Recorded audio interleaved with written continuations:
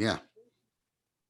Welcome to another episode of Out of the Blank Podcast. We had just recorded with my buddy here, Josh, who's been on in the beginning from the very start. When it was like, well, from at least the first 100, I would say, where you were 94. I'm 100% positive it's 93 or 94. And then you've been on a couple times afterwards, and we've taken this long couple journey of a year, but we just recorded episode 911. So we're basically coming off the high of that Yes. into this. And it's funny.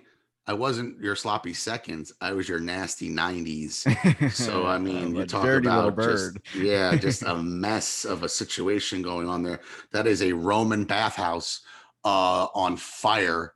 It's and congratulations to you. Many episodes moving further along and getting all the way up to a 911th episode in which you tackling the 9/11 conspiracy theory, which is fitting for your 911th episode. Well, so this will be probably 860-ish towards the ending of it, or right. 870. Okay, so we'll be doing that beforehand here, and then that one will come along after. Congratulations to you. Thank you for getting me back on your show. It has been a while. I haven't been as active, and that's boohoo to me and boohoo to Buzzsprout. I don't think it's your fault though. Is the thing is that like my show's never done good on Buzzsprout because the amount of contents I put up, you have to pay a nominal fee to be able to do so. But I think the reason why, there was a couple times we had recorded, I never posted, was because of how political it got. Then later I started noticing in myself with how political I've started to become in some ways when it comes to anti-government things. I think the government's needed, but in a lot of scenarios, there's some weird shit that goes on with the amount of censorship. And I think for you, for instance, now I was listening, you know who Jimmy Dore is? Absolutely. He was recently just on a Joe Rogan podcast. Well, he was recently on a Joe Rogan podcast. I've never heard of him before this podcast. Really? Well, he started talking about his subscriber numbers on YouTube are under 1 million. And he starts talking about how YouTube would go on there and remove subscribers off of him because they don't want any station that's like a news source or political thing getting above 1 million because it'll start to affect influence. And then people will go to that one seen as it has the larger following, which means it's more to follow. Same thing with Twitter. Washington Post, all these people that have like 100,000 or 800,000 or 900,000, they get to that million. And then you start to see the million kind of stay stable because they'll go on there and remove followers. Like Jimmy Dore was talking about that main producer for his show was not subscribed to the YouTube channel. And he knows for a fact he was. So why would the own producer of the show remove himself or unsubscribe from the own show that he's producing? That seems very interesting, which it leads into this whole era of censorship. And I think the reason why you said you stopped doing the show, but also you probably wouldn't make it on a concept of it's not you as the issue, it's the censorship. Well, I've already been all right. So a side note, and I didn't even tell you this before. Thank you for reminding me. Facebook and Instagram both banned me. Listen, imagine this. Now, you know how I talk and the things I talk about. So I'm fucking off the wall, and I got very political with my later podcasts and talking about the election, Trump. And all I did was report on news. I was using my podcast to take stories and report on news. So I never even explained this to you. Yes, this was part of disheartening for me as well. I had Facebook and Instagram, because they're tied in together, ban my link from being shared in Messenger. I couldn't put it in my link in my bio for Instagram, the MrJoshPodcast.com. So they banned that from being linkable because of, I guess they considered me hate, or you know what I mean? They considered me something. So it's funny you mention this. They label it now as like a guy, Dr. Pierre Corey, was actually one of the main scientists who was studying ivermectin, the thing to treat COVID-19. He got his whole channel taken down because he released that there was another drug that the government wasn't using because they couldn't profit as much off of it as ivermectin. Right, but that came after the fact. Anything COVID, they created new rules for. Yeah. Well, that's the thing, is that's the obvious example we could use for a lot of the things that you could say. But pre-COVID, when this happened to me, it was just about election talk, any disinformation about the election. But Biden. I think they also got me for like hate, so to speak, or whatever. I was, I was very against Eric Swalwell and all these, I called out so many people, and I'm hateful. I'm hateful. There's no doubt about it. And I'm rageful, and I'm vengeful, and I'm hateful. And, God, please forgive me. But and then Facebook Messenger would not allow me. I could not put my .com and send it to anybody as a link. It would not link it. Okay, so that was one censorship I got, and then I got YouTube finally TOS'd me for election information. So I had one strike on my channel now officially, and they fucked me over on music. I had played some American music, or my producer in the podcast studio played some American music, and so they screwed up, how my pod came out with that. So all that was getting a little disenchanting as well. Just I was on my way to being banned. And then going back to what you said with Jimmy Dore, yeah, they do not want influencers outside of what's considered normal media. And they're building up that normal media or mainstream media only as the only voice through these social media outlets like YouTube. So CNN, Fox, MSNBC, ABC News, NBC News, when you put in something and you want to search it, that's all what's going to come up, and everything else is going to fall to the bottom, or page 2, 3, 4, 5, whatever. I'm curious, what you thought about Jimmy Dore. And just to give you a background, I don't know if he mentioned it in the Rogan, but Jimmy Dore was part of the Young Turks. And the Young Turks were the biggest, no longer, and still big, don't get me wrong, but they were the largest non-mainstream media, alternative media source, albeit liberal, albeit Democrat leaning. He's a Bernie bro, Cenk Uygur. They were the biggest, and they really got that pat on the back from YouTube, who made them a prize creator. So they were always recommending Young Turks, always pushing them in the side column. So the Young Turks built a huge subscribership and paid YouTubers as a result of it. And they came up. You can look at their old stuff like Steven Crowder and see how much more sophisticated, or Alex Jones, over time their studio has gotten, how much more money they've made.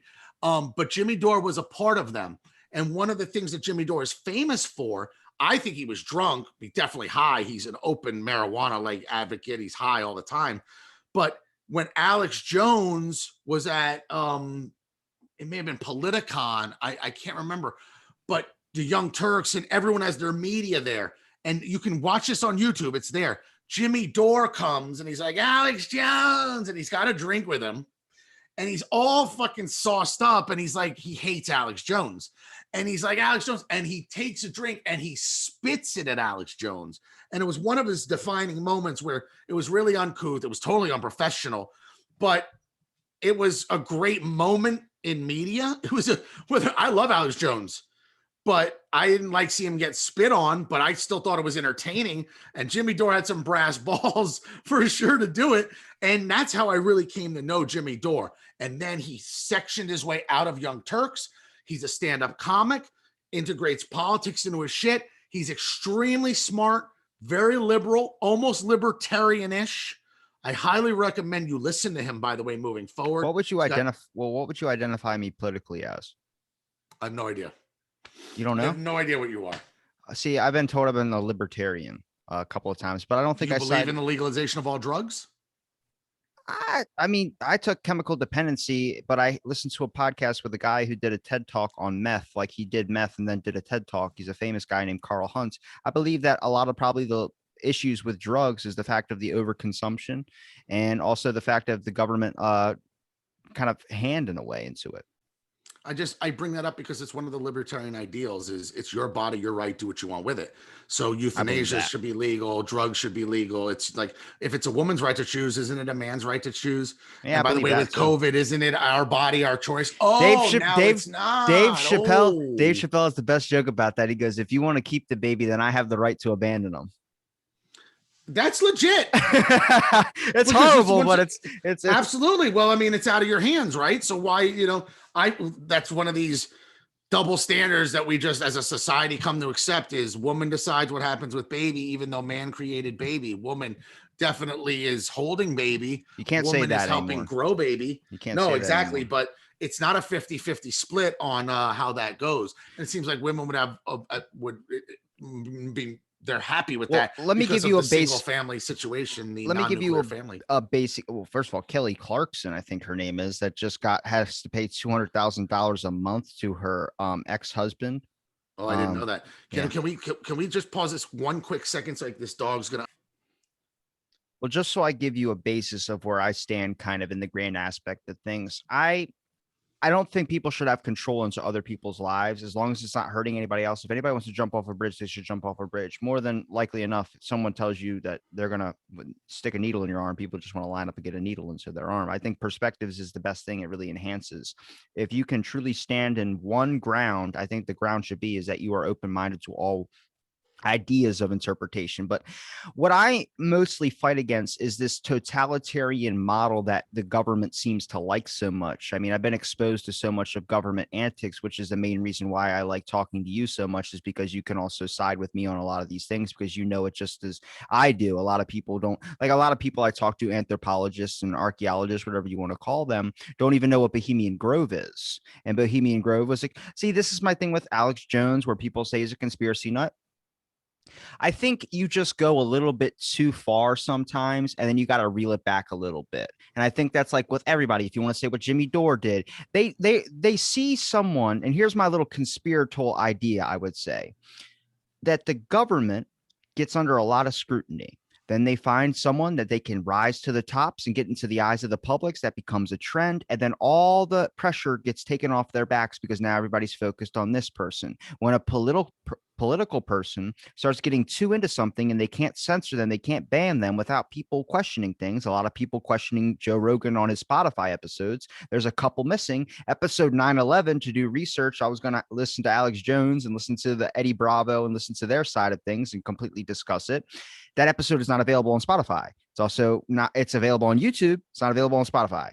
Spotify doesn't have Gavin McInnes up there, one of the founders of the Proud Boys, which all that aside, you start to realize the censorship thing. If they can't censor you and you become too big of a platform, much like Joe Rogan has kind of become in the grand scale of everything with the amount of people he talks to, then it means that they got to fund you and give you as much money as possible so you don't ever want to go against them. You become a part of their pocket. You become a little bit of a lobbyist in a way. And I think that's what happens. Why you see, like in China, the CCP was getting under so much scrutiny recently. And then they had BTS come out of nowhere, not out of China, maybe out of a different country over there, but just randomly. And now that the whole K-pop thing is now this giant scale thing. And now nobody's even talking about the other stuff, like the whole fact that in 2020 of April, we sent back 13 tons of human hair and they called us racist, and it sparked this whole anti-Asian hate movement. So then Nike couldn't question where the people that were making the shoes, were they getting enough money to be able to live a living wage? And then they called us racist on that and completely shut out Nike, completely banned YouTube in China, completely just, and now like it's, I start to look at it like, if the government can't control you or distract you by making some random person become popular, that might not even be talented enough to become popular, like the hardcore talent that we see a lot of people do that don't really have as much fame. But just because they can feed into the crazy, as long as the crazy is not against them, they wait for that slip up when they can't censor you. When they couldn't censor Alex Jones and they capitalized on the Sandy Hook thing, when they capitalized on what Jimmy Dore did, was because they were pushing against the narrative that they did not like. They found you slipped up, and they publicize it to the world and make it this giant thing and run it for days and days and days and days, much like Shane McGillis.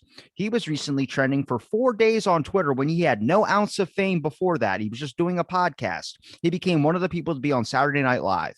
He was so happy. Holy shit, he got on Saturday Night Live. He said something racial in a podcast. They found it, said, you need to make a public apology about this. And he was trending for 4 days, everyone calling him a racist piece of shit when they took everything out of context. You start to examine, like, they find people that question or push against the narrative. And if you're a small flame or you're starting to rising or whatever to this thing, fame that they're projecting for you, they try and crush you out, which is very, very weird because the censors are set up in a way to make sure that a lot of people's videos and things don't say certain, what they call misinformation. Dr. Pierre Corey, the guy who talked about ivermectin, but then started promoting another drug that's cheaper that the government wouldn't use because it wasn't as profitable. And even though it helps better attack COVID to make sure that you don't get sick and we don't have all these hospitalizations happen, got his page taken down for medical disinformation. Now, listen to this: medical misinformation, medical disinformation.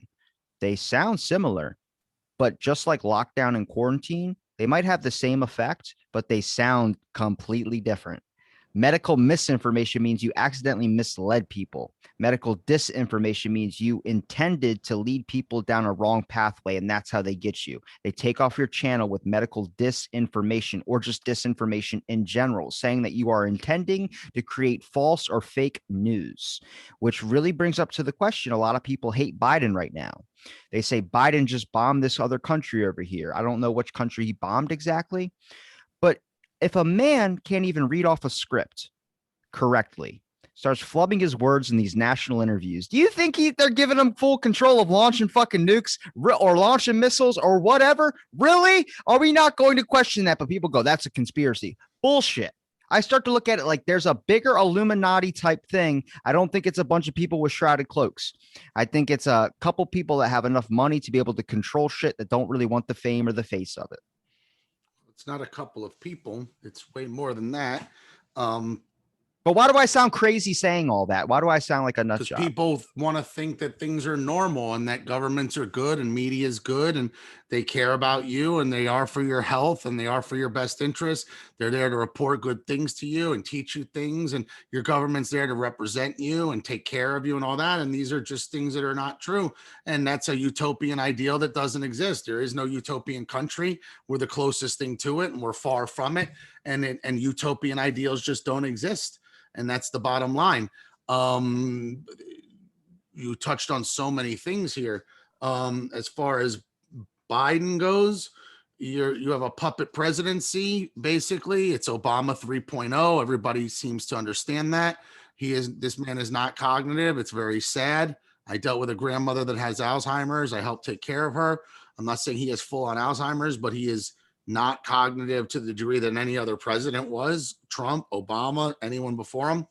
You're talking about a president that even Obama, who was his buddy supposedly, and and obviously though he was the vice president to Obama would not endorse him the entire time during the Democratic primaries. What does that say about this man? He was not even endorsed by his buddy. We all watched that. They made light of that until they finally endorsed him when they had to against Trump. We've watched this Biden presidency is a joke. Everyone just wanted Trump out so badly. There's been nothing that's been accomplished here. We have now COVID as an issue. Inflation is as high as it's been in years. Gas prices they finally just rocketed up, and there's probably room for it to rocket up more. This guy hasn't even been in a year of his 4 years. Gas prices have gone dramatically up. Goods and services all across the board have gone dramatically up. This guy, we fired off at Syria, so we've had a conflict. The Middle East had tremendous conflict with Israel and Palestine. We're at war for a time during all of this. We are more divided than ever racially. Black Lives Matter, Antifa, Proud Boys, 3%ers, Oath Keepers. Every side's got its factions and groups. We are completely divided. We can't even agree on COVID and how to, handle this pandemic, whatever you want to call it, and what this is. So we're just not unified. We're extremely fractured as a United States. We're not a United States at all. There's nothing united about us. Every state is a country. There are countries around the world that actually call themselves states. Israel is a state. It is not a country. The Vatican is a state, but they also adhere to the same rules that countries do. When you go back to the Illuminati, the Vatican has part of this. The royal family in England is a big part of this. The United States is a big part of this. Israel is a big part of this. Europe as a whole, the Illuminati started in Bavaria. It started in Europe. That's where Western society started. And that's where, where the rest of the world was more primitive. Europe wasn't. Europe is the birthplace of democracy. Europe is the birthplace of these organizations. So you had a lot of secret societies. Yes, these people do wear shrouds. They do wear that shit. Watch Eyes Wide Shut. Stanley Kubrick was a genius.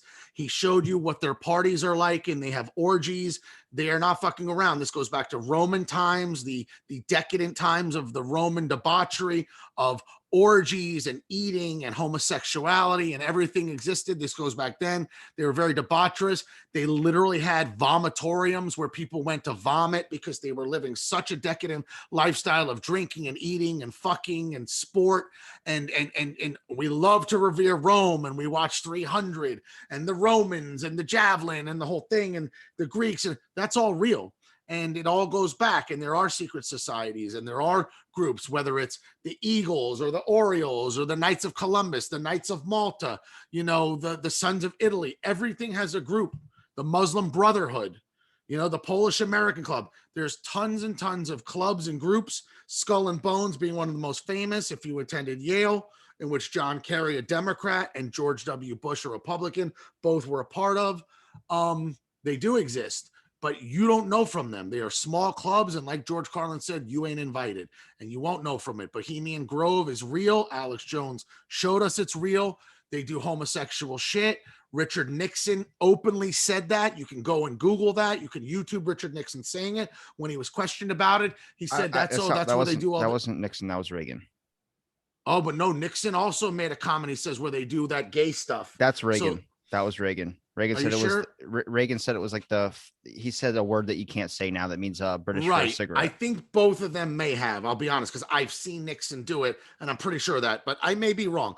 But more than one president's aware of it. They're all presidents are invited to be a part of it. Might be Nixon. I might be wrong. And there's just kings of industry. Again, like this is before social media. So different kings of industry were always there. And then you got to remember, we're not the only important country in the world. There are princes and kings and duchesses and duchesses and people in the Netherlands and mainly Europe that conquered all around the world. And they were very powerful at a time. Spain conquered around the world. Certainly England has commonwealths everywhere. Canada, Australia, United States being three commonwealths of England until they broke away. So, you know, like this was just something that it does exist, and it's cloaked in secrecy. To be punny, it is cloaked. And I think that we'd be naive to understand that they don't exist. Eyes Wide Shut, that scene where Tom Cruise goes into the house and everybody's wearing the Harlequin masks and all that, and it's this big sex thing. That's all based on reality. Stanley Kubrick openly talked about that scene. It's a very intense scene. You have to remember, man, just the average American, the average plebe, the average serf doesn't know from so much, and it's so far above them, and that it would cease to seem to exist, but it does exist, and it's just in a realm you would never know. Kind of like the same realm of rock stars, sports stars, movie stars, and TV stars. They live in a realm you would never understand. You don't understand because they're in their own Babylons of a society of being worshipped, and you're the worshiper. That's the worshipee. And so I don't understand why some people don't think these things are possible. The Vatican is very secretive. Go look at the fucking 8-foot, 15-foot walls that surround it. You can't just find out about these things. People like having secrets. Societies like having secrets, and this is how they keep their shit quiet. How did the Vatican get away, or the Catholic Church get away with all of that pedophilia? We now know it's an open problem because it got busted wide open, but we don't know the ins and outs of it and how long it existed and how they would move priests from one place to another and keep them still part of the whole archdiocese. Yeah, like, when they that's pretty crazy, right? The one and that was a big secret. The one priest that just got moved to not having any contact with people after they found out about his allegations of sexual misconduct or whatever to some people or some children. Can you imagine, like, you're a priest molesting children in Kansas City, and they find out about it and are like, we can't have this anymore. We're moving you to Chicago. And he's like, oh, cool. More kids to molest in a new city. People would beat the shit. People would beat the shit out of him. That's what happened. They didn't excommunicate these priests. They moved them out of town to another place. And it's like, well, why wouldn't they do that in another place? I'm not exactly understanding how this is a penalty.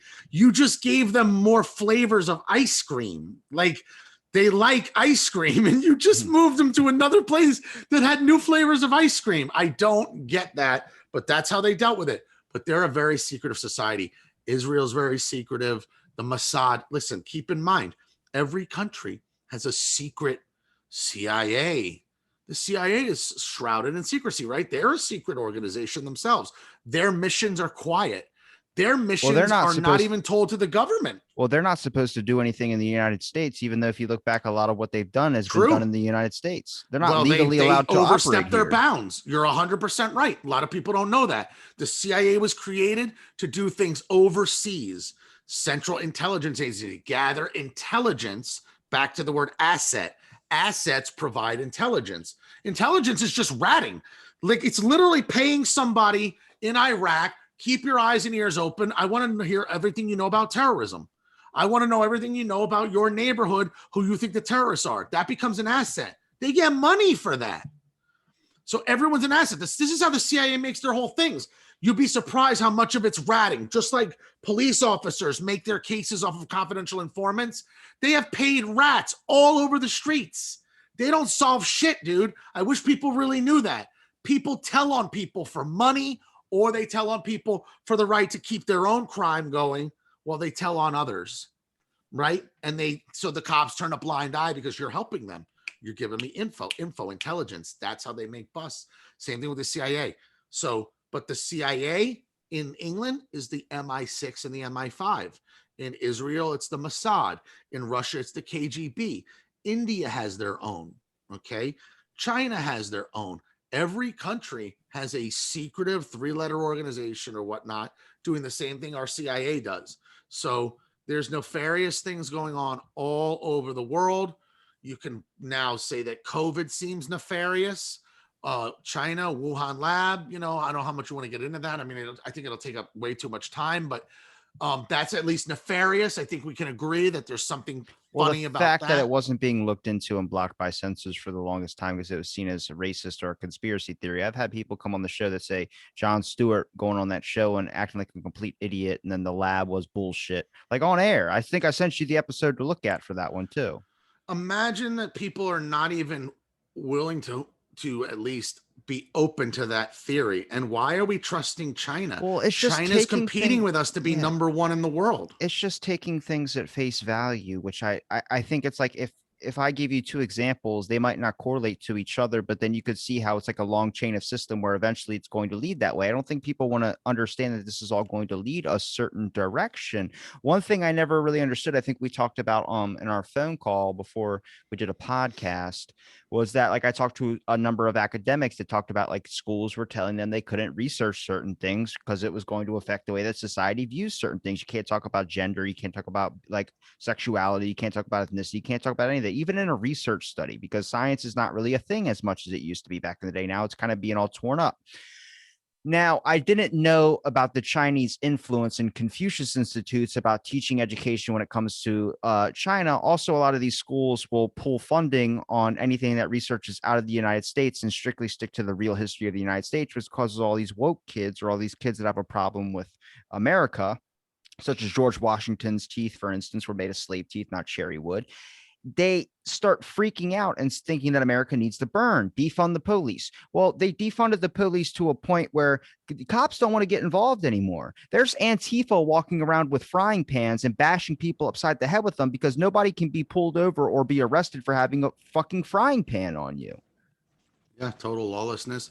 And then there's just countless video after video after video of people going to stores and stealing, and nobody stops them. And if you're black, they're definitely not going to stop you because you're racist. Now, There's if you stop them, you're racist. There's a video in New York of 3 guys walking up to a cop, and a cop pulls his taser out and he says, "I'm going to tase you." And he goes, the guy goes, "You can tase one of us, but not all 3 of us." And they start running at this cop, and the cop, too afraid to pull his gun out, decides to get into his car and wait and call for backup and wait for them to show up, which the guys eventually destroyed his cruiser and fucking left the scene. Yeah, I have not seen that. Well, that's where we're at. We're in chaos. And I mean, so now you're opening the bag of worms. There is why are they trying to plunge us into chaos? Well, there is an actual reason for this. This now goes into your Marxism. This goes into your BLM and your Antifa, basically. This ties right into that. This guy's gonna bother me. Let's get him up here into the camera shot. All right, little fart. Okay, sit and be good. You now have a Marxist society, a push for Marxism in this country, and that includes chaos. to help bring America down. So with what you're seeing now is you're calling America racist. You're basically watching America implode from the inside. Um, and it's a way to kind of destroy America, create the lawlessness. The cops, you're right, they don't want any part of anything anymore. They are afraid. They are defunded. They are undermanned, and no one stays in jail. They arrest these people, whatever. And then you got cops that are on the side of some of it as well. I feel that they all got stand down orders in Portland and Seattle and autonomous zones and all of this shit. We're in a lot of trouble with police, especially in blue cities. Nobody wants to be a cop. If you believe Alex Jones, there is a theory that this is all being done to eventually bring in a UN police force. This is to get you to hate the police so much that a national police force will eventually be ushered in, and it'll be the blue hats, they call them, and it'll be an actual international body of police. So they'll be from all over the world, and they go to whatever country they're needed. They do this in Africa all the time, by the way. This is not made up what I'm explaining. It's just not usually happening in Western countries because they don't need it. But in places where there's tons of chaos and warlords and shit going on, it is needed. Anywhere that it's war torn, this is what the UN does. When you live in a global society, globalism taking over, Trump introduced a lot of people to that word. When it's no longer about United States mattering, it's about the globe and globalism, then the UN, the United Nations, takes on a bigger role and a bigger importance in everything. Nobody in this country ever regarded the United Nations as shit. We never cared about it. Most people don't know what it is, what it does, why it exists. But it has a tremendous amount of power. It's gaining in power, and it may eventually be the police force that runs this country if we're really, really down in the tubes. If that's happening, we're already at DEFCON 1. We're in a lot of trouble. I hate using this word, but I also think the issue is that, and I hate this word so much, systemic, because every time someone says systemic, do they know what that fucking means? A lot of people don't. But I think everyone looks for a straw man, or they look for one person to push blame or one thing to push blame to. Like if it's going to be a fire that happens and an arsonry burn, it was this match, even though they found out that class is only a week long. It's 2 hours a day to get your fucking certification to find out if you can be a fire analyst that can detect when a fire is from a fucking one match, nothing else, just this match. This is what it is. Everyone's looking for that problem. It's the police. It's the whole police. No, it's not. It's certain people in there that are pretty fucked up and shouldn't be cops. We all know there's people that we grew up with that, damn, that guy's a cop. Yeah, that guy's a cop. And we all get scared a little bit because you know who that dude was on the edge. He liked to fucking beat pets or whatever the hell it is. Right. Now, or they get on edge once they are a cop. That's what I'm saying, is like the factor of we want to pin one thing as the problem. We don't realize there's a whole string of problems. We do that all the time, man. And I hate that. Everyone wants to chalk everything up to one thing. It's a pie. It's a pie of 8 slices. Nothing is one thing, man. No marriage fell apart because of one thing. If it was because of cheating, it's because somebody wasn't taking care of somebody. Somebody wasn't intimate anymore. Someone didn't compliment anyone anymore. If it was stealing money, it's because someone fucked up. There's many reasons why things happen. And you're right. We should never chalk it up to one thing. I think that is easy and lazy to do. And it's just and it's also incorrect. You're never gonna chalk anything up to one answer. It's very, very silly to do things that way. And you're right, people seem to love to do that. I really believe it's totally pitted in laziness and easy. Just blame it on one thing. Do you think it's just ignorance, or the fact that people don't want to look deeper into it? Like there's a lot of stuff when it comes to like times in with laziness. Well, people that even refuse to even look at the lab thing and call you, like there's so much trending on Twitter of just people like, get your shot and man the fuck up already. And it's like, you're looking at like, are you not looking at the perspective of how some of these people might be actually scared of getting this type of thing? Can you even think of that heart to heart level? I don't know why someone wouldn't. And by the way, isn't it my right? But the play on this is, well, no, you can get other people. But I thought if you are vaccinated, or if you've taken this shot, again, this is where logic now flies out the window. Aren't you protected against those who didn't? Like, that's the whole point. You did this, but now that's not the point. And now you're finding out that you still get sick even if you had this because there's a variant. And now we're finding out that, and the same way there were false positives before, I don't believe the positives are accurate.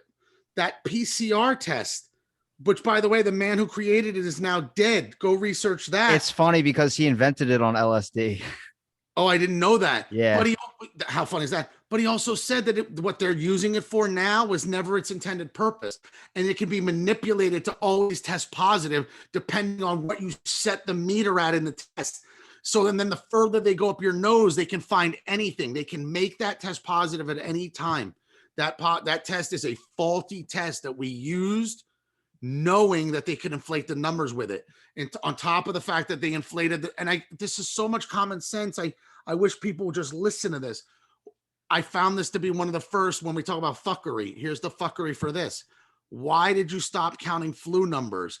How dare you lie to us? How dare you, government and media, lie to us and inflate the number to make your case with this by taking all of the flu numbers. The flu's a real thing and it's separate from COVID. And how fucking dare you lie to us and cheat those numbers? Just be honest, man. You wonder why there's conspiracy theories, everybody. It's because there's so much lying. It's because Hitler and Himmler openly said, tell a lie once, it's a lie. Tell a lie 1,000 times, it becomes the truth. That's what they're doing.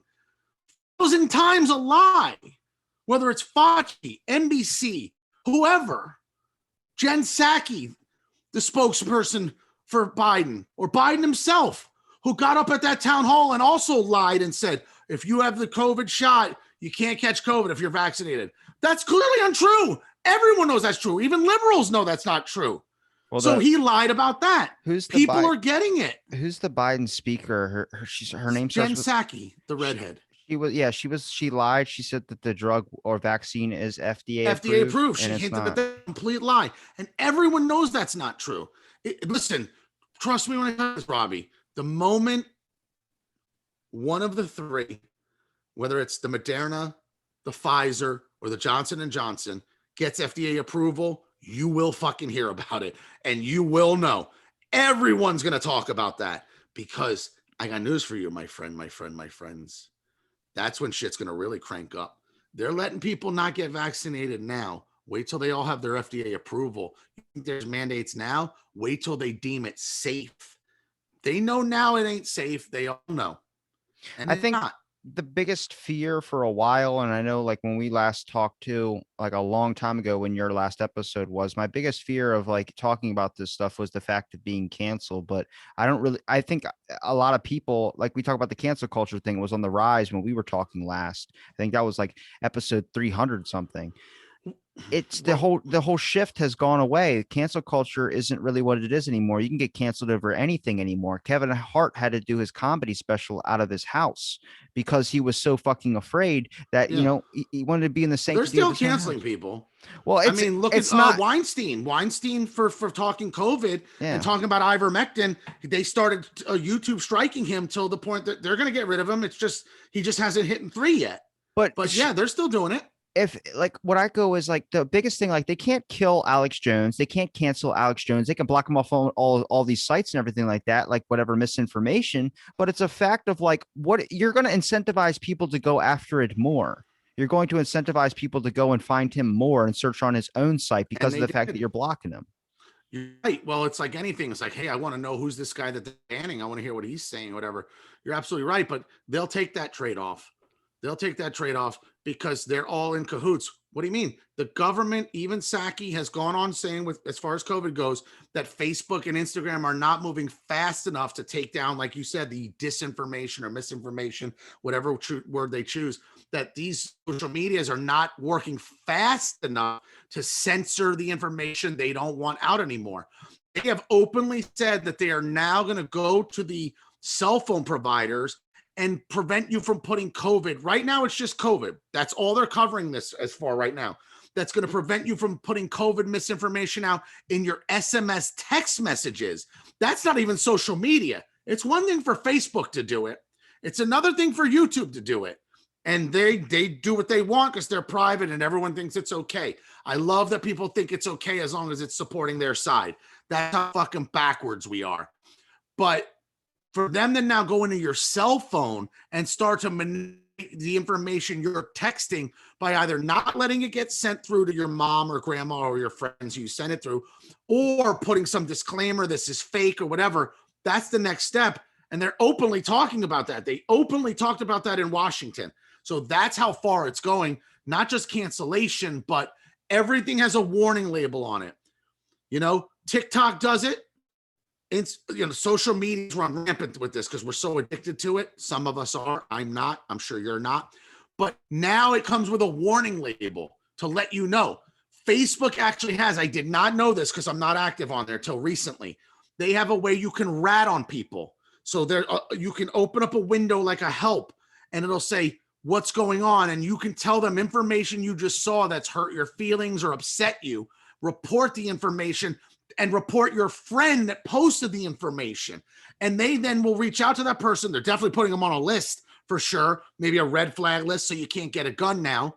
You know what I mean? But you can openly, quietly rat on people on Facebook who have posted information that has hurt your feelings or upset you.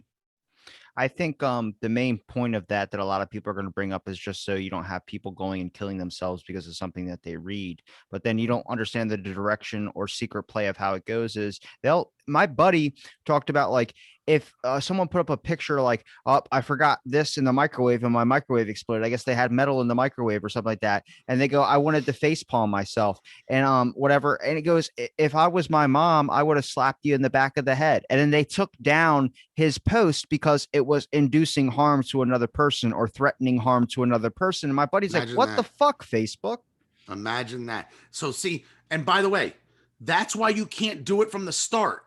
Because the slippery slope is, then where does it stop? Now they're banning even that as like violence. People think violence comes from words. It does not.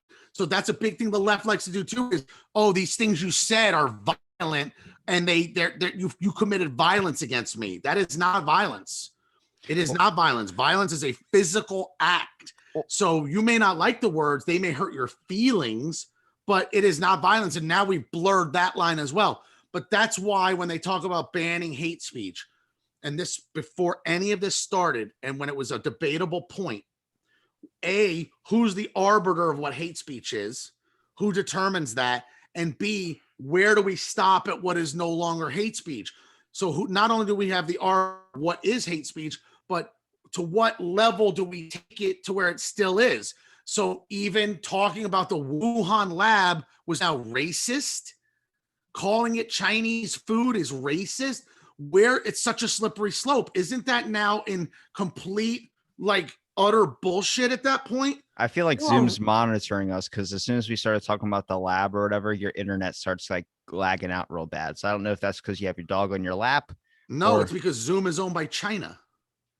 Yeah, but they don't care. Did you know that? Did you know the WHO tried to look back into the lab and China's like, nope, we already set it up for that one day to hide everything. And now we just released everything back. Oh, coincidentally. So we did a 9/11 show, everybody. And in the 9/11 show, one of the things we highlighted was how Bush and Cheney, they didn't want to let the 9/11 commission do anything. They gave them no time and they gave them no money. Coincidentally, China gave the WHO no time and no money to investigate this. The exact same thing, because they're like, nope, you ain't coming here. And they got power. They got fucking muscles. Or what? You ain't going in there. What's China's natural disaster? What is their natural thing they always get? What do you mean, like typhoon shit? What do you mean, weather? Earthquakes, right? They always get earthquakes. I guess I'm not sure of that. Is that something they suffer a lot of? Yeah, so they get a lot of earthquakes. And even as someone that is out in Taiwan right now, a buddy I had on the podcast who's out there doing his I think one of his research studies for his PhD, message, he goes, did you hear that the Chinese lab in the whole area in China was hit by 2 tornadoes? And I was like, what? Like 2 tornadoes? It hit across the street from the market, and then it also hit I guess an area close to the lab, which is like, I looked it up, it is true, but it's a Corvo tornado or something like that, and they said it's a rare occurrence. It hasn't happened since 2013, which I'm like, maybe it's about time it happened or something, sure, but isn't that a little bit sketchy that we were just trying to look back into that shit? That's a conspiracy, but I'm just saying, hey, like, what the fuck? We don't know what people have anymore. What I'm saying is you cannot dismiss any of this stuff, because a lot of people don't even understand. Exactly. Like, people go, that dude wasn't assassinated. I was like, Malcolm X was. Malcolm X was it's been known history that he was killed. Yes. So then why wouldn't they do it today, but in another thing? Is it different because of the color of the person's skin? No, it's the same shit. There's no, yeah, absolutely. Why would we think these things aren't possible? They assassinated Martin Luther King. They assassinated Malcolm X. They tried to assassinate President Reagan. They assassinated John Kennedy. They assassinated President Lincoln. You're right. What all of a sudden now the power is less now, the money's less. Why would this cease to exist now? It's actually more likely now. The stakes are higher, the money's bigger, and the power is deeper. So yeah, it's very naive for people to think. Since I only use my social media to get guests, but when I check my feed on the social media to see if a message or a response or something happened, I follow both people from left all the way to the right, all the way to X cult to cult people. I follow it all because I like to keep my algorithm person all pissed off. But when I check my news feed, I see a person retweeting an article about like the mask thing, about how this restaurant doesn't want to do mask, and they go, "What a piece of shit," and starts calling. I'm like, don't you understand that people want to raise questions? And why are you going to worry about someone else's life when you can't even control your own? It makes me question, like, who fucking hurt them? What happened in your life that caused you to want to be this policing force? Because you never had any power before. My main point in all of this discussion, it might be different from yours. It's the aspect of, I just want people to question and never throw out the possibility that there's a chance that this could happen. Because much like it seems like the answer to the whole coronavirus thing seems to be in the fucking past because we've dumped so much shit on top of it. We got to find a way to 180 it. It's like that with the 9/11 thing. A lot of people don't know about is a lot of the information that was, you look at it like, where is this stuff at? Well, they didn't want to look into it anymore. Why wouldn't they look into something like that? Why is it totally implausible that it could be a bioweapon? And to call it racist in any way, I mean, okay, another country did it. Is it racist? It just happens to be that China is another country competing with us for global dominance, so to speak. Why is that so out of the realm of possibility to people? So I didn't throw this into the 9/11 episode we just recorded prior to this, which people you're going to hear later, way after this one is released. But Operation Tripod Bioterrorism Exercise. On September 12th, 2001, there was a list of exercises and stuff that was going on, simulations too. There was due to take place the second part of an exercise known as Operation Tripod, set up to test plan to distribute antibiotics to the entire city population during a bioterrorism attack. Richard Schreiger, director of the New York City Mayor's Office of Emergency Management, had hired over 1,000 police academy cadets and fire department trainees to play terrified civilians affected with various medical conditions, allergies, and panic attacks. Various individuals were invited to watch, including Mayor Rudolph Giuliani, the police and the fire commissioners, and representatives of the FBI and the Federal Emergency Management Agency. Pier 92 was a set-up model distribution station where the victims of the mock trial or mock attack who needed to receive antibiotics would be treated. And then 9/11 happened to happen, and they ended up canceling it and all this type of stuff. But I look at it like there's threats of they're doing simulations on bioterrorism attacks, or doing simulations on a plane going into the towers. These are all warnings that have been going on. Now, am I saying that links to the lab? No, I am not. But what I'm saying is never out question these possibilities. What we like to do is we like to dig our heads in the fucking sand and walk around like fucking lemmings and just accept whatever gets thrown our way. And I don't like that idea of things. I think you should always raise a question. Doesn't mean you need to start running around screaming like the government's aliens and there's reptiles everywhere. You just need to understand that you're more than likely. Look, if you look at any of those news things that I posted on my Facebook, it's the news anchor's eyes. The dude blinks and they turn well, that's reptile. That's CGI from fucking the news. It's happened too many times. It happens too many times. It does. It happens too many times. I've looked up draconians and I've looked up alien species that have visited planet Earth, and it is fascinating. So you first, in order to even believe that, you have to be a believer that in UFOs, you have to believe that alien life forms exist. One of the things that I found out about UFOs, and I anybody to look this up, which I thought was very fascinating, was we keep paying attention to them flying overhead. They go underwater, and apparently they love being under our water. They're in our oceans. That's not true. Signs told me they don't like water. Who told you that? Signs. Well, M. Night Shyamalan is not the arbiter of truth for that. They do like water, but they don't necessarily go out in the water. Their crafts hide in the water. They have the ability to go up and under. And you have to remember one thing about our ocean, and I think people really lose sight of this because we have so many people on this Hold on. planet. I just want to say that your internet came back after your dog got off your lap. How funny is that? My dog is internet radioactive. The fur is blocking the Wi-Fi. Yeah, and that I didn't want him on my lap, but he is annoying, and I love him to death. But he would not leave me alone, and I think he would create noise if I just adhere to what he wanted. You boss me around. But oh, the aliens. What's fascinating? I'm really fascinated by this. I got to be honest, and that is our globe, the planet Earth, for as many people as we have, and we do, and for all the land on it, is still 3/4 water. I thought you were going to say flat.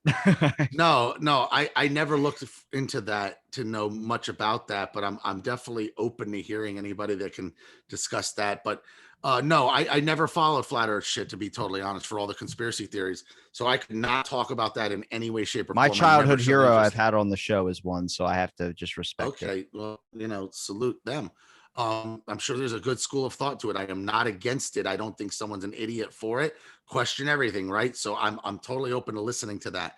But I don't necessarily believe all the narratives, but knowing that other planets seem to be spherical, let's just go with that. That this globe that we think is a globe, these waters are 75% of our surface. That is just so huge to think about, and what is in them and what can travel in them. And I find that very fascinating, as well as when you see the creatures in the ocean and really creatures on land too. I mean, God has made so many interesting creations of creatures and animals and insects and things, but the creatures in the water and how deep it can go. So not only is it 75% surface, but how vastly down it all goes. I find that fucking very amazing, and that's very uncharted in our world. We definitely know what's going on land and air, but we don't know as much what's going on in the water. It brings up the theory of why people think octopuses are from another planet. Because there's nothing else that biologically looks a lot like an octopus besides a squid. I talked to a squid biologist who studies animal physiology of a squid and an octopus. It's so hard to study the physiology because there's no bones to detect what pattern or direction the arm's going to go. It's just kind of all over the place. They have no bones in their body. Yeah, that's why the physiology of it's so sporadic and random, because it can literally curve on a dime and all that. I don't think it's I'm open to that theory, by the way. I don't think it's aliens. I think it's just because we have a vast there's probably a bunch of creatures just like them that are way deep down in there that we can't see. Well, they freak me out. And how large they can get, like Kraken or whatever. So let's also keep in mind these things got very, very, very large. But the way they can dart through the water, how fast they could swim, and then their strength.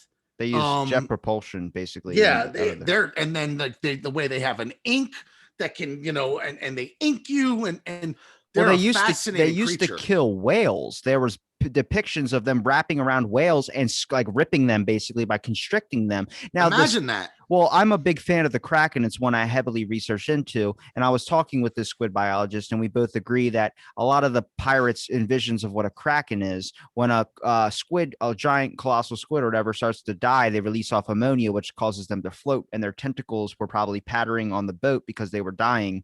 And the pirates, you're drunk on a ship for like 6 months. You got no wife, you got no food. You're just getting hammered all the fucking time. So they probably overreacted thinking it was like a giant squid when really it was just a squid that was dying, just hitting the side of the ship, basically jumping off and drowning themselves. But there was definitely, I mean, like anything in that vast ocean, it has room to grow at abnormal levels.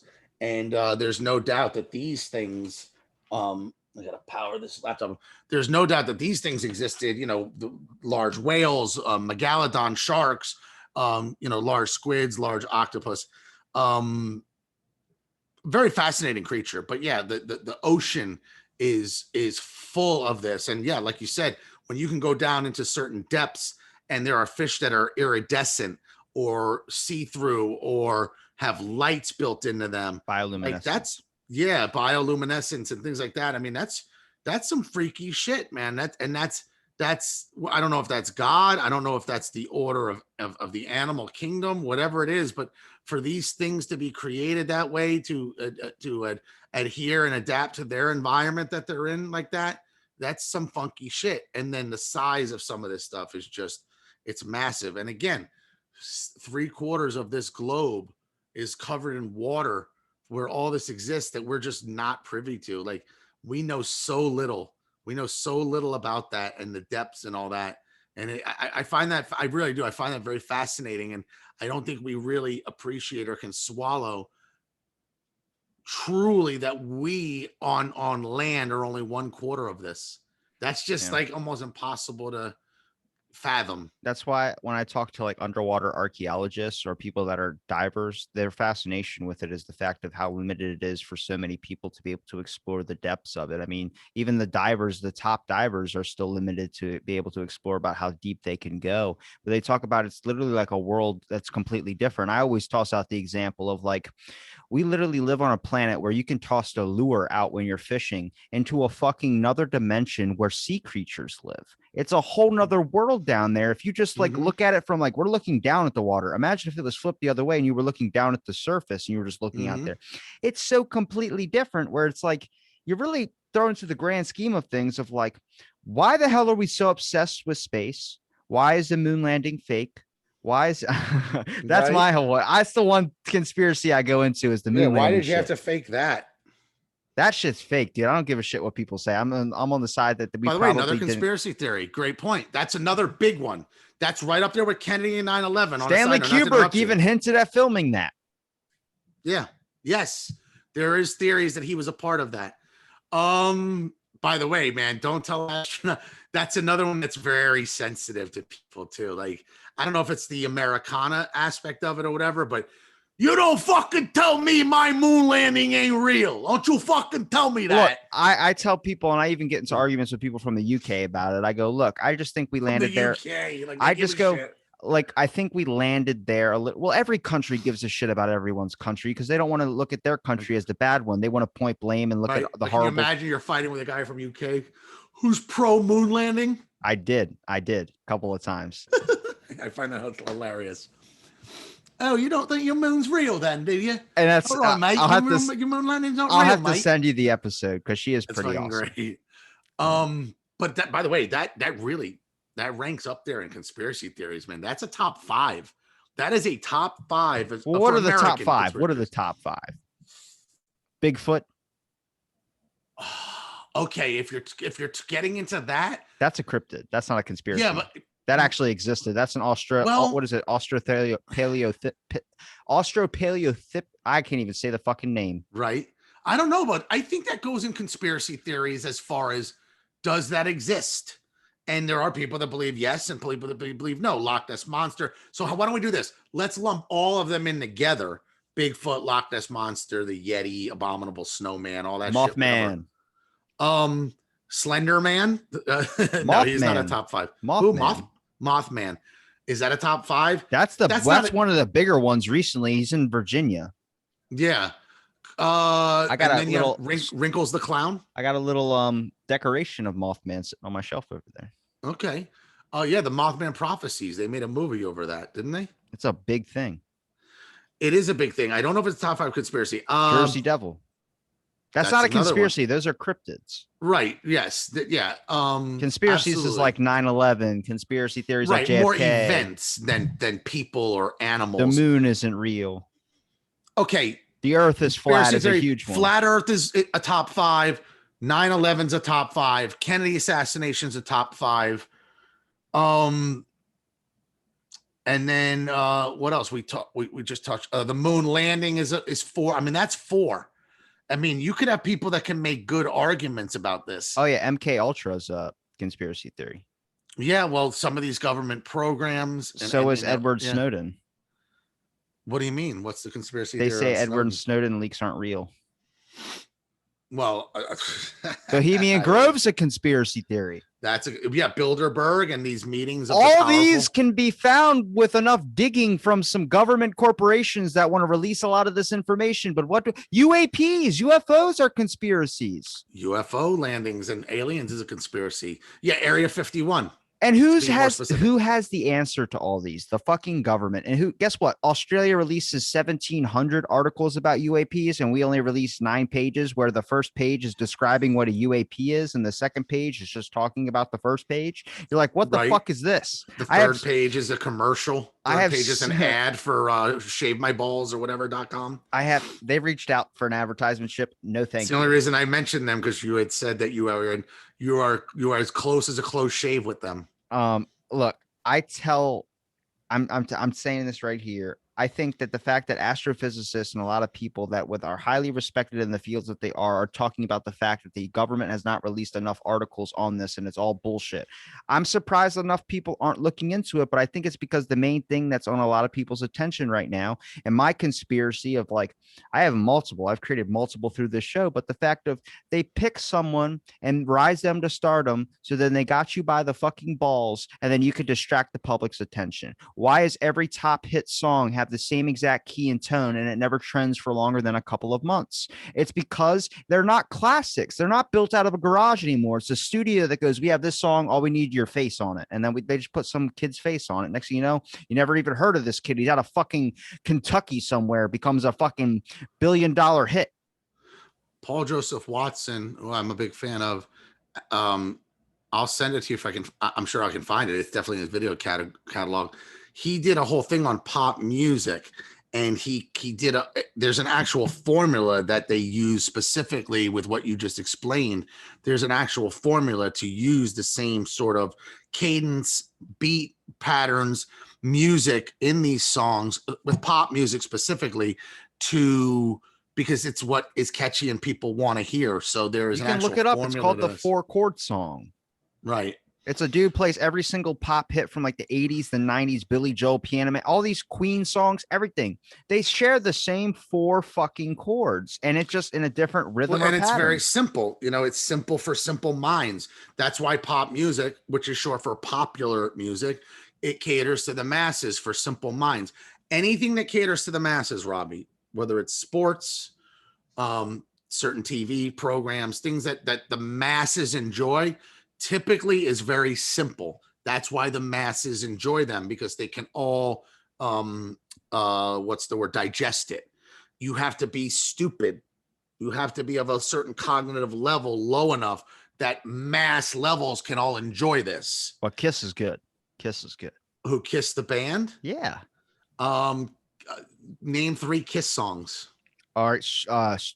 God damn it. Why do you got to put me on the spot on this one? Rock and Roll All Night, Dr. Love, Detroit Rock City, Shout It Out Loud. My dad was in a Kiss tribute band my whole entire life. Oh, so you should know that. He was in an actual commercial with the members of Kiss. He played as the drummer on the back of the drum set. My dad, throughout my whole entire life, has been known as the Cat Man. Can you name the 4 members of Kiss? Gene Simmons, Jesus, Yes. Ace Frehley with one of the best laughs in the business. Yes. God, I'm gonna blank on the drummer because I haven't put me right on the spot on this one. I'm all into conspiracies right now. His first name begins with a P. Then there's Paul Stanley and then Peter Criss. There you go. Demon, by the way, Star Child, fucking the Catman. Then there was the Fox for a little bit, and then there was I didn't know that. Yeah, the Fox was Star Child is Paul Stanley. Yeah. The Demon is Gene Simmons. So what's Ace Frehley? Spaceman, and then the Cat. So, by the way, the Fox was for a rare time because Peter Criss was going through breast cancer. So then they had to they handled that. So he was out of the band for a while, but his makeup was different. It was slanted. I remember asking my dad about that. But there's a Swedish lottery commercial you can look up. And my dad is the drummer on the back of the truck. Funny. And he's dressed up in his cat outfit. He played in front of 50,000 people in Rams Head Live in Baltimore. Kiss, well, I was not a fan of, but I was as a little kid. I was totally taken by their performance and how they looked before I even knew what the songs were. They could never get radio time because of the way they looked. They didn't get radio time, but Kiss is definitely one of the most seminal, most important rock bands that ever existed. By I the can't way, believe you fucking questioned me. Like, name 3 songs. Beth, because bitch. you're way young. Like your dad was the fucking drummer, Peter Chris's fucking pool boy. I mean, come on. But I mean, of course you know the songs. I think didn't out know of you were all gonna the- blast me on that. I think out of all the fucking things through all our conversations, you can understand I'm educated for my age. Yes, absolutely. But that doesn't mean you know the members of Kiss, because I'll throw you another band out and you won't know the members What is of or it? be able to give the song. What is it? Name 5 Depeche Mode songs. I don't know who Depeche Mode is. All right, even better. All right, so here's the thing. They're not as famous as Kiss, and they're from England. But I back can name to some Kiss, AC/DC songs, some Leonard Skinner. right? My parents were both Those about to rock. my parents were DJs. Remember that? I didn't know that. We salute you. What's your favorite AC/DC song? Back in Black. Then Highway to Hell too, because those are the 2 most popular, but they're the 2 pretty good ones. My favorite ones are, I think, Thunderstruck. older than that. Maybe TNT. Yep. And Dirty Deeds Done Dirt Cheap. That song, it just gets me fired up. TNT is pretty good though. They're all even what you name, they're all good. Huge band, by the way, Australian band, not American as well. But going back to Kiss, 2 members of that band are English and 2 members are not. And it's funny because why do you do that? Well, every time you it. say Jewish, Can't say you it. can't You say say it. Jewish. Yeah. Nah, it's part of the thing. So I'm saying that as one of them. My Star of David is somewhere. I don't know where it is. It's somewhere in branded on me. But the 2 that weren't, they went bye-bye. They don't have any money. I mean, how they did those 2 guys, it's very sad. Ace Frehley and Peter Criss. What are you talking about? They did them dirty, dude. Ace Frehley's dead. He's not dead. He's been dead since like 2006. Really? He has one of the. I thought, if you look at his, I'll actually play his fucking laugh because his laugh is like the most. It's more iconic. He's also a great guitarist. He really goes down in history as one of the best. But no, but all jokes aside, Gene Simmons and Paul Stanley carried that band forward and used other members when they kicked those guys out of the band. That's true. You're not familiar with that? No, it was something. It's a little bit different. But hold on, I gotta play this laugh first. But they didn't stay together the whole time. The whole history of that band. Peter Criss didn't come back for a while because he had to deal with the fucking breast cancer that he was going through. I'd like you to look up. I'll send you. They talk badly about those other 2. I need to find his laugh and play it on the air. This guy's got Ace Frehley's laugh as his ringtone. No, I didn't even know he had a definitive laugh. I'm just YouTubing it. Yeah. They're all full fucking. Did you like other metal bands from that time? They're playing There it is. Oh, that's Kamala Harris level cackling. There was one where he had where it was like the most comedic clown laugh I've ever heard. Wrinkles the Clown. He sounds just like a circus, like Psycho Circus, one of their things that they have, or like Kiss.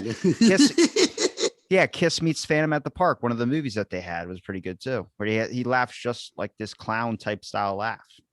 They also had another song called "Lick It Up" that my dad used to play for me a lot when I was a kid. And I don't know if there was symbolism or a reason for that, but Dr. Love was stolen in a Dr. Pepper commercial. Dr. Love. And then there came Dr. Feelgood from Motley Crue. Yeah. And then I think Thompson Twins did Doctor, Can't You See I'm Burning? So there's a definite linear thing with the doctors in music. And don't forget Dr. Zhivago, the famous movie. And then there was Dr. Feelgood, but Dr. Zhivago was also the name that they used as a code in True Romance, one of the best movies ever made. Quentin Tarantino wrote True Romance, wanted to direct it, and did not get the approval. And he got a lot of shit for Once Upon a Time in Hollywood. Yes, he did. But before we get to that point, he in True Romance, and I highly recommend you see that movie with Christian Slater and Patricia Arquette. It's a love story, action, crazy ensemble cast, amazing movie. And when they bring the dope to Lee Donowitz, the Hollywood producer, maybe Ace Frehley didn't die. I just spread misinformation. I didn't think he died. Please let's retract that. Ace Frehley is okay, and he hates Gene Simmons. He's 70 years old. Yeah. Well, okay. So Ace Frehley's not dead. I apologize. I didn't know that one. Yeah. So But there's Gene that. Simmons is a bit of an asshole. My dad even said, he goes, yeah, once Yes. What do you mean? my dad was like, he had to go through a 7-hour drive all the way to where, Greedy. all the way to do this commercial. And then when they got there, they were there for 5 minutes. And then Paul Stanley apologized that they could not take photos because they were in a rush. They were late to a concert to do this filming thing. Gene Simmons didn't even care. Gene Simmons is English, and he is Why are you very, saying very it like that? Just say it. No, but listen, I actually watched. He had a reality show, and he played very nice Family on it. Jewels. If you watched it, you would not assume that Gene Simmons is an asshole. He's a great father, and he's a good guy. He's like Prince. But Prince was not an asshole. Right. That's what they say. They say that. And there's diva behavior when you get to that level Well, of Prince fame. used I to understand break. that. Prince used to save money by there's a drummer to Steel Panther who talked about it in a podcast episode that he played to open up for Prince. Prince went on stage, and what he does is, instead of paying to lug his equipment around, he just uses the band's equipment that plays before him. So what he did was he would play on these guys' guitars, and then he would line it up like diagonal on the side of the stage, and he would kick the neck in. And the manager came by and said, "Sorry guys," and then gave him $100. And that's not enough to pay for their guitars, but they didn't say anything because it was Prince. That is a dick move for sure, and that's a cheapskate. And there's so many people with that him as their banner picture. Like, I fucking miss Prince. I love him. Like, you don't even know their true side. It's like Dan Carlin was kind of an asshole too, but a lot of people don't talk about that. Or George Carlin. Yeah, I never heard that, but I can imagine that. You never want to meet your favorite celebrities because you'll come to find out you don't like them. And again, they're just people, and they're bad, and they're flawed. And why we worship them, it's very sad. But it goes to the Once Upon a Time thing with Bruce Lee that was involved, that Quentin Tarantino. He studied and researched all that stuff. It actually links into a guy named Tom O'Neill who wrote a book about the Manson murders, who says that the government was actually drugging Charles Manson to do his killings because every time he would go to jail, they would release him an hour later. And some random fucking pop-up company paid him to survey land in fucking Mexico. While he was on probation, he was able to go 8 states away to fucking Mexico. Yeah. Well, I want you to keep this in mind. You actually said something and you slipped. Charles Manson never killed anybody on record. He convinced them, whatever. Yes, no, but I think that's very important. He actually never murdered anybody, but yes, his influence, his power, and what he was able to control with those young believers in him, is very powerful. Operation Midnight Climax, drugging Johns. Yeah, I believe the drugs were a part of it. And then this was during civil rights era. Helter Skelter, as we talked about, was always intended to start a race war. Manson openly talks about that. And then I think I told you, and you really should watch this. I'm not a big fan of Netflix material, but Netflix did put out a great 4-part story on Son of Sam. But it wasn't just about Son of Sam. It was about this one particular journalist who refused to believe Son of Sam was working alone. He believed that it was a satanic cult group that was a part of all of this. And what it turned out was it was like the Children of the Brotherhood or something. And they tied into Scientology roots before that became a big thing. So L. Ron Hubbard had ties into that. And then the Manson family had ties into that. And it was all satanic based. And then Scientology kind of went off its own thing. And it was really fascinating to hear how kind of interwoven some of these groups were, especially Son of Sam and Charles Manson, who apparently may have even crisscrossed each other at a party at some point at some time. And the same psychiatrist that got to see Charles Manson also saw the guy who shot JFK. Oh, okay. Harvey Oswald. Yeah, so Harvey Oswald. He was the same psychiatric guy, and they found a way to reverse, much like a smell can link to a certain memory. They found a way to use a certain scent or certain smell to be able to reverse it, so you'll actually lose your memory, just like MK Ultra that people consider a conspiracy. I think the same thing happened with my dad would fart under the covers. Like I would lose my memory. That's just being brain dead. Yeah, I for some reason like we would be playing Fort and That's he would a fart blackout. and I can't find my way out. And it's like, is this mustard gas or is this just because he had 5 hot dogs with mustard? I wasn't really sure. But no, listen, mind control's real. You know who did a lot of talk about this after, who became kind of kooky and quacky, was Roseanne Barr. Roseanne Barr became a big Trump fan. anti-government, anti-media. She She was put out a also hit YouTube by a channel. car when she was a kid. She's batshit, but she was really big on the MK Ultra and the programming. Yeah. And it's real. I mean, your mind can be very sensitive, and if something keeps pounding at it or plugging into it or using drugs, LSD is a CIA creation. It's a government creation. Timothy Leary, basically the founder of the whole LSD movement, many believe was a CIA asset. Google Timothy Leary and see, and the height of all that. And he actually kept pushing LSD toward the hippies on purpose. They wanted to create a brain dead form of society, a bunch of idiots, which some people believe is the same thing with marijuana laws now. Well, there was Create an as docile and stupid, let me just finish, as stupid and docile a society as you can, all high on weed. And that's where you see now recreational use and medicinal. They're like, fuck it. George Soros is actually a big proponent of the legalization of weed. Ironically enough, he wants society to be stupid, distracted, and high, playing video games on their couch while they're out there running game and doing real shit. And people are sitting there playing Call of Duty and watching Game of Thrones. And shame on them. Agent provocateurs that government hires, or people that are hired to disband something, they use that for the hippie movement. That's what part of Operation Midnight Climax was partially about, was also like trying to spark up a bunch of people to attack these hippies and disband the whole movement. Also leads into your boy Trump. Also did on January 6th. Yeah, that's what I was going to. Damn it. Yes. So the Capitol Hill thing, there was a video that was put up about a bunch of people. Like there was one dude with a Trump hat on saying, we need to go into the Capitol now. And this is way after the Capitol building thing. And a bunch of people go, Fed, Fed, Fed. And they start screaming Fed. They were trying to spark up a controversy. Yeah, agent provocateurs. Yeah. It's a dirty little trick and it works. You disguise yourself as one of the team.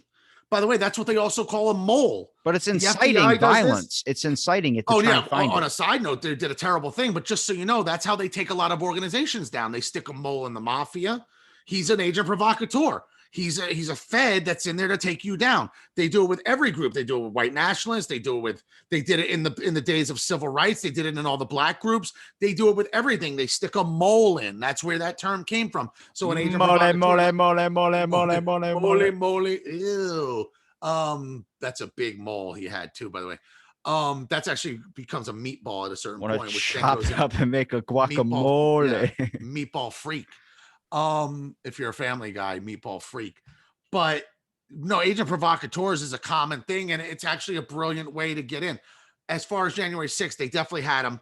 Jaden X, I don't know if you're familiar with him. He put out a lot of videos of a lot of the chaos that was going on out in the streets for a while. He's a young black guy, very light-skinned black guy, Antifa guy, and he actually went on CNN and NBC. Alex Jones uncovered, they found out he got paid about $35,000 from each news organization. And he just spoke on his Capitol shit, and he was released immediately. And he was in that Capitol. He is facing no charges because he's on the other side. He was part of the insurrection, if you want to call it that, but he was an insider that dressed up as Trump fans to elicit a problem. Just so you know, the thing about the 6th is that they had hoped to just start the sparks, and that they hope that the Trump fans or the Trump idiots, however they viewed them, would then cause the chaos that they set the spark for, and then the rest would just catch flame. Look, it was all done on purpose let me just say, with a point of more chaos coming out of it, and it didn't work. The Trump people stood down. The people that made it into that Capitol were all open doors, let them in. Were there people banging on shit in windows? Absolutely. They didn't get in. Yeah. There is numerous videos that everyone could watch. They literally opened the door for these people. Nobody broke in. They let them in. And they're now investigating all that stuff. But that's a fact. That's not even an opinion. I mean, it's honestly, on video. I watched them open the door. Yeah. And those cops all played nice for the most part. I mean, if you think that's a credit the idea them for it, they all played nice. The weirdest thing was why they were doing that. A lot of people said it was either that they were Trumpers. In my eyes, the way I was looking at it was maybe partially some of them were Trumpers because they were taking photos, but also a fact of like a lot of people, and especially military. You mean the police or the people that went in? The police. And maybe some of them were, but we can't determine that in a court. That's hearsay. We cannot determine that. Now, you can go back to their social media and determine Yeah, that guy, Harry Dunn, that went and spoke, whatever. Can I finish what I was saying? Oh, please go ahead. I'm sorry. I said a military strategy also is that when you are in a situation like that, where you're basically your gates are being busted down to let people in and fall back to make a stronger line with more reinforcements, which is what I think that they were intentionally trying to do, which is why a lot of these people were walking into ropes and stuff like that. They were staying in the rope lines and walking through everything. But nobody also caused chaos inside. The Q shaman and all those people that made it into chambers that they have on camera, and the Q shaman goes and sits up. They were stealing shit. They were stealing shit. No, listen, shit got stolen, but they didn't do. Listen, they had cops there watching them do it, and there's one cop that openly like is pleading with them, like, "Hey, listen, they were there taking selfies. They were there taking advantage. There was nothing to overthrow. They went and hit all the people. So any real chaos that was going to happen, the people were all hidden and ushered away. They wanted to zip band them or zip tie them up. There was no concentrated effort of this. Because they moved them. The people were just acting out of anger. I don't think they really intentionally wanted to grab anybody. No, they were just angry. I agree 100%. Listen, did you see how Revolver.news did the whole story on this? We can't go into all this right now, man. No, I don't want to, but I just want to say this. Revolver, anybody research Revolver.news, they did a whole expose on this showing that the FBI had provocateurs in this entire thing. And it turned out it was the same group of FBI agents that provocateured the Gretchen Whitmer, Michigan kidnapping situation. This FBI does this. It's a very common thing. It's been written about before. They put provocateurs in and they keep pushing and pushing and pushing the people into committing crimes until then they got them. And they make arrests that way when in fact they were part of the criminal enterprise. They actually push some of these dummies or yahoos or whatever you want to call them into committing crimes that they otherwise wouldn't have done. But if it's peer pressure and prodding, and they infiltrated the Proud Boys, they infiltrated every group. Feds have infiltrated every group of everything on both sides of the fence. There are feds that have infiltrated Antifa. There are feds that have infiltrated BLM. And there are feds that have infiltrated Black Lives Matter, 3%ers, Oath Keepers, whatever. They did it with the Black Panther Party back in the day. They did it with the Black Panther Party. So it's their job to do that. They get into every group and it's to gather intelligence. So it's a way to gather facts to use against these groups criminally, but also to maybe implode them from the inside as well. And that's for every group. That's why these groups are so cautious about letting people in. They know this. It's not like they're not hip to this. So they don't want to let people in willy-nilly. They need to vet these people because they don't want to accidentally let someone in that's there to subterfuge them. And that's a problem. That's a problem in many ways with many things. You know, unfortunately, it's a dirty trick, but it works, kind of like a false flag. Germany was one of the first false flags, the Reichstag. They burned their own building down to blame somebody else for it, and it worked. You know, it's like when a woman hits herself in the face or causes herself damage or whatever we've heard, it can happen, and then calls the police and says, this guy hit me. Well, you made it up, but you have damage to show it, and now it looks like whatever. So there's a lot of nefarious ways people do nefarious stuff. You know, I always tell people, don't give anyone a pass, man. Right now, someone's killing some little kid. That's an evil person. So we know it exists. Someone right now is molesting some little girl. That's an evil person. So we know it exists. Bad does exist. Don't think you can put a cap on it. There's so many people on this planet, right? And there's so many bad people. And if you believe in God at all, and a lot of people don't, if you believe in God, there's good and there's evil. People that don't believe in God tend not to believe this. There is a God and a Satan. There's a light and a dark. That's why they're all personified this way. The good angel on your shoulder and the devil on your shoulder. That's why these things exist, because there is a good and a bad. But you got to tend to believe in God to believe that theory. And if you do, then you believe that evil exists. And I do. I do believe it exists. And, you know, Jeffrey Dahmer was evil. Ted Bundy was evil. You know, Mao Zedong was evil. Karl Marx, the ability to kill millions and millions of people with no regard is evil. It's not just a bad guy, you know, to pull that off, to starve people to death. These are people. But again, going back to Germany, If one person is a tragedy, kill 1,000, 10,000 people, it's a statistic. Let that sink in here. One person, it warms your heart. How terrible. We watch this one person die and they can show you pictures and all the memories of that person. 10,000 people die. You don't know who any of them are. It's a fucking just a number at that point.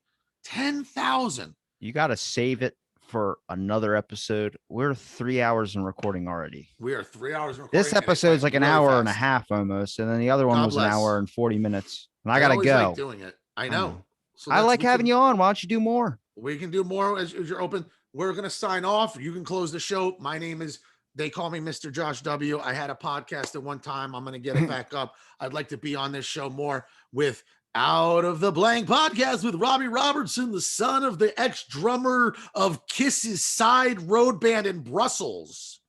What the fuck are you talking about? Your dad was Peter Criss or something. Look up Rock Bottom on YouTube. You'll be able to find it. Rock Bottom. Yeah. Right on.